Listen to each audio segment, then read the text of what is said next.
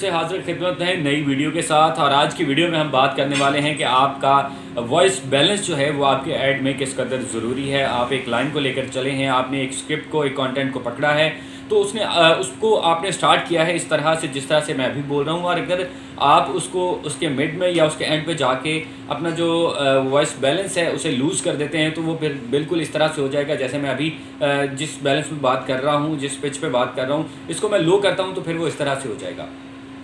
अभी मैंने अपनी पिच को जो है वो लो किया है। अभी मेरा वॉइस बैलेंस जो है वो उसका लेवल नीचे आ चुका है। और इससे पहले जो मैंने स्टार्ट किया था वो मैंने और तरह से स्टार्ट किया। तो आपको ये नहीं करना कि आपको स्टार्ट जिस तरह से लेना है उसी तरह से बिल्कुल आपको उस पूरे कंटेंट को, उस पूरे स्क्रिप्ट को लेकर चलना है। फ़र्ज़ करें अगर आप कोई भी ऐड कर रहे हैं, उसमें आप अपना जो स्क्रिप्ट है उसको स्टार्ट इस तरह से पकड़ते हैं और दरमियान में जाके, मिड में जाके या उसको एंड पे जाके आप उसका जो वॉइस बैलेंस है उसको लूज़ कर देते हैं, तो फिर वो आपका स्क्रिप्ट, आपका कंटेंट जो है वो ज़ाया हो जाएगा। वो आपकी आवाज़ का जो तासुर है वो बिल्कुल वैसा नहीं रहेगा जैसा होना चाहिए। तो इसमें आपके जो नेचुरल स्ट्रेस एंड पॉजेज़ हैं वो भी बहुत ज़्यादा ज़रूरी हैं। आपके जो नेचुरल पॉजेज़ हैं उनको आपका एडिटर भी आपके वॉइस ओवर से नहीं निकालता, चूँकि वो उस स्क्रिप्ट की, उस कंटेंट की डिमांड होती है, तो उस वजह से उसको जो है वो एडिटर भी नहीं निकालता। जो गैर ज़रूरी आपने वक्फ़ा लिया है, जो आपका गैर ज़रूरी पॉज है, उसको एडिटर जो है वो उसमें से कट कर देता है, आपकी लाइन को जोड़ देता है, दरमियानी वक्फ़ा जो है उसको कम कर देता है। लेकिन जो नेचुरल पॉज है उसको हरगिज़ ख़त्म नहीं किया जाता। उसको अगर ख़त्म किया जाएगा तो उससे ये होगा कि आपका एक ऑडियो में जंप बन जाएगा। आप उस जंप से बचने के लिए आपको करना ये है कि आपको जो स्क्रिप्ट आपका है उसकी डिमांड के मुताबिक आपको उसमें पॉज देना है।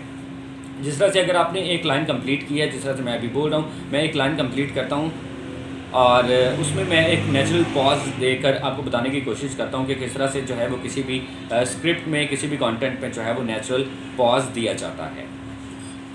अभी एक मैंने अपनी बात कंप्लीट की है, दिया जाता है को मैंने छोड़ दिया है।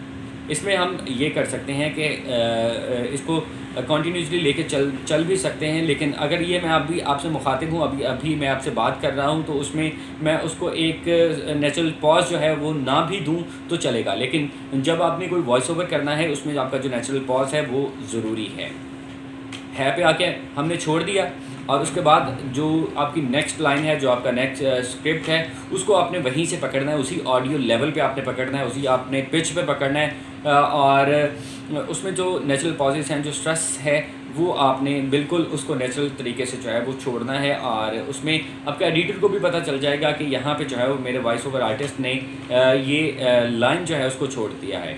और वो उसमें नेचुरल पॉज का गैप रख के आपकी नेक्स्ट लाइन जो है उसको पकड़ेगा। इससे ये होगा कि आपका जो ऑडियो है, आपका जो वॉइस ओवर है, उसमें एक वॉइस ओवर का जंप नहीं बनेगा, आपको फेड लगाने की ज़रूरत नहीं पड़ेगी। नए जो वॉइस ओवर आर्टिस्ट हैं उनको ये करना पड़ता है कि उनके जो वॉइस ओवर हैं उनमें अक्सर एडिटर्स को फेड लगाना पड़ता है। उसके स्टार्ट में या उसके एंड में उनका वॉइस ओवर लेवल जो है वो इक्वल नहीं रहता, या वो उनका नेचुरल पॉज जो है वो उस तरह से नहीं होता, तो वो कहीं ना कहीं पे जंप बन रहा होता है। इसको अगर आपने टेक्निकल तरीके से देखना है, इसको आपने मॉनिटर करना है, तो आपको आपकी जो ऑडियो लेयर्स खुल रही होती हैं, आपका एडिटर आपको दिखा सकता है। अगर आप खुद एडिट कर रहे हैं तो आपको पता चल जाएगा कि जैसे ही वॉइस ओवर को किसी भी सॉफ्टवेयर में एडिट करने के लिए हम रखते हैं तो उसकी ऑडियो लेयर्स खुल जाती हैं, जिस पे वो इस तरह से, जिस तरह से आमतौर पर आप लोगों ने देखा होगा कि अक्सर ECG इको कार्डियोग्राफी जो की जाती है उसमें एक लेयर चल रही होती है बिल्कुल इस तरीके से।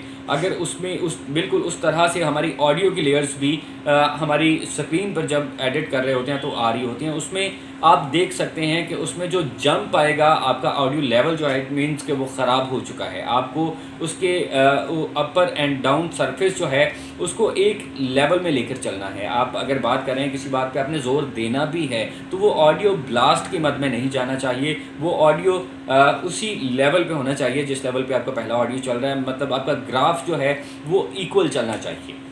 अब बात आ जाती है स्ट्रेसेस एंड पॉजेस की, तो वो किस कदर ज़रूरी है। किसी भी बात को पूरा करने के लिए, किसी भी बात पर जोर देने के लिए, अपनी कोई भी बात जो है वो मौसर अंदाज में अपने सुनने वालों और अपने देखने वालों तक पहुंचाने के लिए उसमें आपके जो नेचुरल स्ट्रेस एंड पॉजेस हैं वो इंतहाई हद तक ज़रूरी हैं। मतलब आप अगर अपनी अल्फाज का तलफ़्फ़ुज़ जो है उनकी अदायगी जो है वो दुरुस्त अंदाज में करना चाहते हैं, तो फिर आपको उसमें नेचुरल पॉज़ देना ही पड़ेगा। आप जब उसको पॉज़ देकर उसको छोड़ेंगे, नेक्स्ट आपको उसी पिच पे दोबारा जो है वो एक बार फिर से उसी पिच पे अपना वॉइस ओवर जो है वो स्टार्ट करना होगा। आज की वीडियो के लिए मुझे लगता है कि इतनी बातें जो है वो काफ़ी हैं। नई वीडियो के साथ फिर से हाज़िर खिदमत होंगे और इंशाल्लाह आपके साथ हमारा राब्ता जो है वो इसी तरह से जुड़ा रहेगा। हमारे चैनल को अगर आपको पसंद आता है तो इसको रिक्वेस्ट ये है कि सब्सक्राइब भी कर दें और इसको लाइक शेयर भी कर दें और कमेंट करके अपनी राय जो है वो ज़रूर बताइएगा। और आप अगर किसी चीज़ के बारे में जानना चाहते हैं वॉइस ओवर से रिलेटेड, तो वो भी आप हमें कमेंट सेक्शन में बता सकते हैं। हम इंशाल्लाह उससे रिलेटेड वीडियोस भी जो हैं वो ज़रूर बनाएंगे और आपसे मुलाकात जो है वो इंशाल्लाह होती रहेगी। हमारे साथ रहिएगा। अल्लाह हाफ़िज़।